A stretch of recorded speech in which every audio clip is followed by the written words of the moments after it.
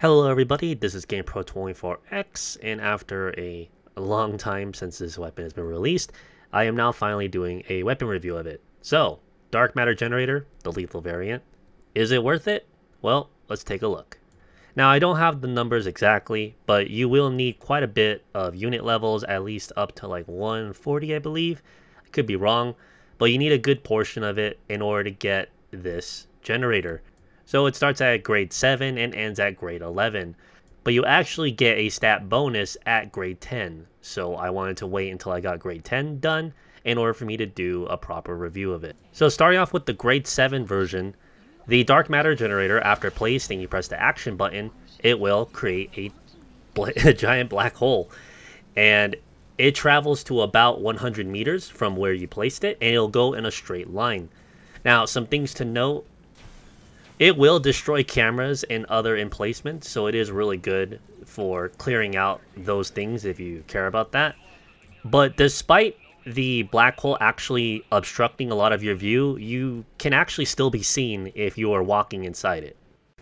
Now let's measure this thing's damage. So I'm testing this with just the swimsuits on my own base, just to see how well it does. And, well, the grade 7 is pretty shit. It can't even kill anyone. It'll stumble people a little bit. It'll make them stop shooting at you for a little bit, but it will in no means save your ass in conflict. And like I mentioned before, they can still see you if you're walking inside black hole, and what also makes matters worse, their bullets can still hit you, so it doesn't just suck things up or whatever like an actual black hole would.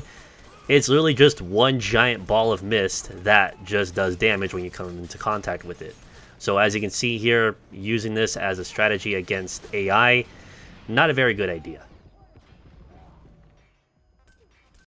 Alright, so how does the grade 10 variant do? So at grade 10, you do get a range increase, and holy shit, the black hole goes from barely covering the whole bridge to practically covering an entire platform. Like, it's absolutely massive on how big this can get. Now, obviously, this is the medical platform, so this isn't the biggest building available, but as it is, that's a pretty large area of effect. And just like grade 7, it only stretches to 100 meters. But again, due to its sheer size, it may appear it travels further, but in reality, it doesn't.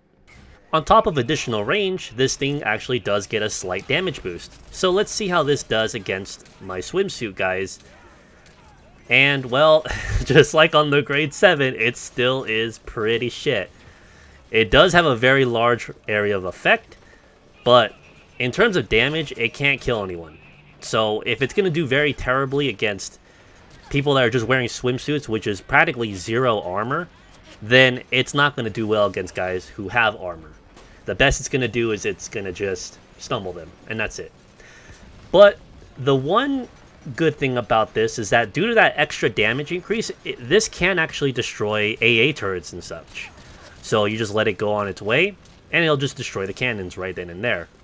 But again, I really do not see this being something viable for you to really use against AI. Now, like we've all observed, if it can't even kill people that don't have armor, then it's definitely not going to do well against other players that invade your base and whatnot. However, in terms of you being the infiltrator or the defender, this thing will actually obscure either of your vision. So if you're up against a defender and you're an infiltrator, you just fire this in their general direction and they will not be able to see what you're doing.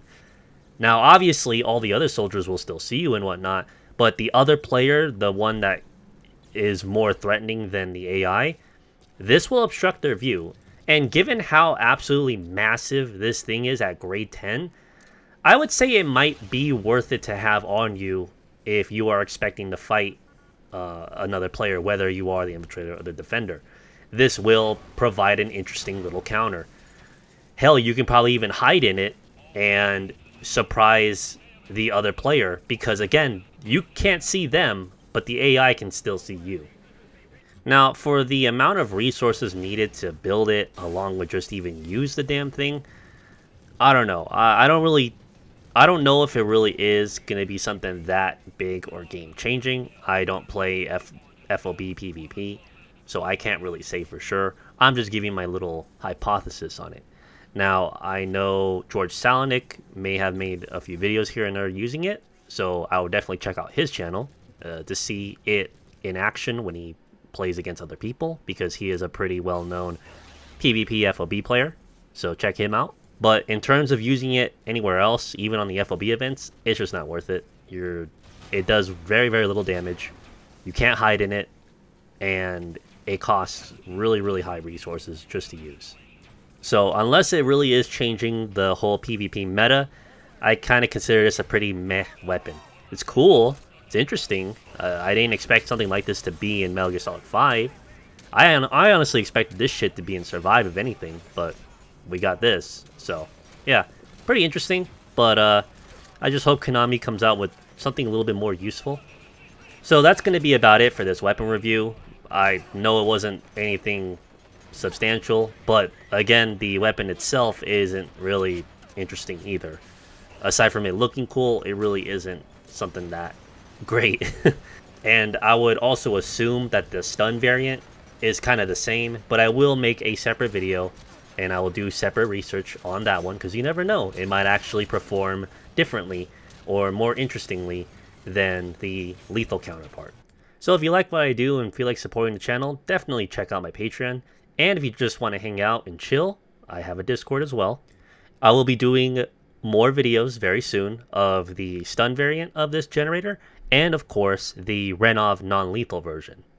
So be on the lookout for those two additional weapon reviews and anything else that may come out of Metal Gear Solid 5. I also do content for Metal Gear Survive, as much as people don't like it.